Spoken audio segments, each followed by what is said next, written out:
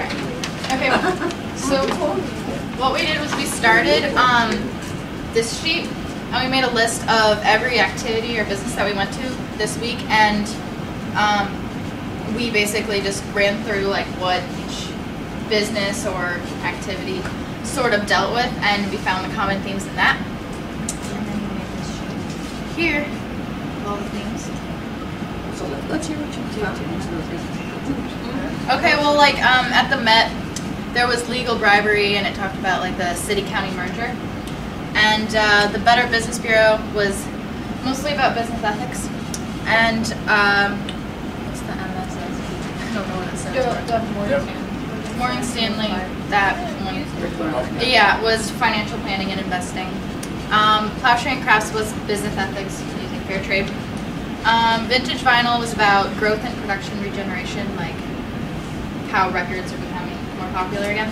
And then the Loop, most of the people said that the economy was affecting their business, and location and diversification was also themes. At Tarleton, there was competition with other construction companies, and it also dealt with business ethics and environmental issues. Jobs with Justice was business ethics. And then South Grand and the Hill was economic issues and also diversification. Danforth was environmental, and Stemy Farms was environmental, and it was also, what did we say for family? It was also intergenerational business. Yes. And Seeger was intergenerational business as well as business ethics because they were part of the BBB. Local Harvest was quality control, environmental, and business ethics. Schnucks was intergenerational business at one point. And then Maplewood was diversification, economy. So, does anybody else want to talk? I'm still Okay. So then after we like looked at all the activities that we did and like the ideas that were associated with them, we broke it down into 5 main themes, which were competition, business ethics, economic issues, diversification, and environmental, with our honorable mention of intergenerational business. And then, so within competition, we talked about like how businesses interplay and how some businesses were growing versus shrinking, and how certain businesses filled a specific niche so that they didn't actually have competition because they, like in the Loop, there's like only one of the Avalon Exchange. And then in business ethics, we talked about like putting the consumers first and how lots of people sold products that they would like to go out and buy themselves, and how their business were like transparent as far as not cheating. And then in economic issues, we talked about how like the recession hit some businesses harder than others, and for some businesses the recession increased their business, like because other businesses were failing, like the competition was narrowed. And then for diversification, we talked about how only like the unique businesses really thrive, and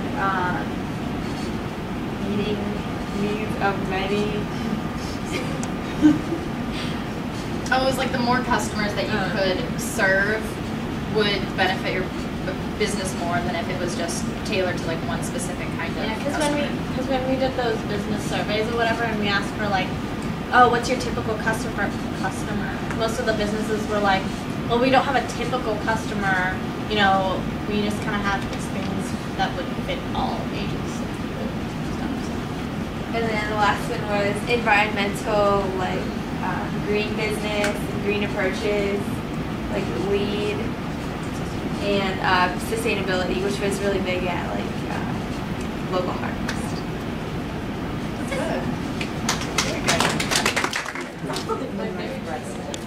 All right, let's get our attention. Go ahead. Okay. Well, kind of what I kind of thought of something similar to like what they did, and just kind of took all of the different, thought of all the different businesses that we went to, and I didn't really see one like a small business or big business that was better than the other. I think kind of like following the kind of overall theme of capitalism, it's a combination of all the different types of businesses, and like different business owners have different goals. So some are actually in it for just money and some are in it for different reasons. So we kind of broke it down into different categories, which all go together. And so we have unions, nonprofits, big businesses, small businesses, and philanthropic businesses. And then at the bottom we have kind of like the regulatory agencies, which I think they were both nonprofit anyways, so they would kind of be a subcategory of nonprofits. And we just kind of categorized each of the places we went to. So first we have unions, and that was obviously the Teamsters. And just some traits about that would be they protected workers' rights and covered a broad range of jobs, covered a broad range of people, and protected consumers. Yeah. Okay. And then we did nonprofits like Danforth, and we noticed that they all have like mission statements, and they receive government tax breaks. They're not necessarily driven by money, like they have other reasons for being a business, and they benefit many people. And then for the big businesses like Schnucks, Monsanto, and Toyota, they have lots of employees and they have lots of money, and that way that means that they're opening a new business is less of a risk. They're less concerned with the ethics side, but they also offer cheap prices for consumers. And then for the small businesses like Vintage Vinyl and Local Harvest, they were unique, and they usually had fewer employees, but it was kind of risky for them to start, and a lot of them were kind of struggling, just like staying alive, and they had to be really innovative so that they could survive in this economy.